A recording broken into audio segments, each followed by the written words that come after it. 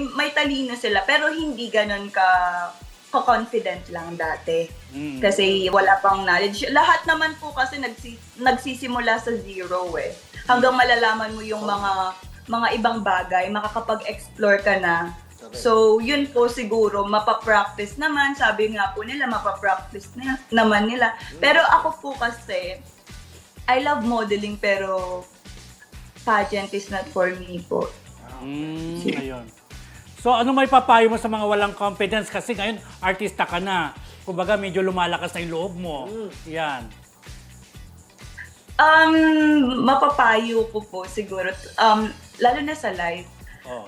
try until you succeed. Kasi, ako po, madaming beses ako nadapa. Okay. Madaming beses na may nag-down sa akin. And, imbis na bumaba po yung confidence ko, mas lalo akong pinalakas. Kasi, always remember, failure is not an opposite of success. It's actually part of it.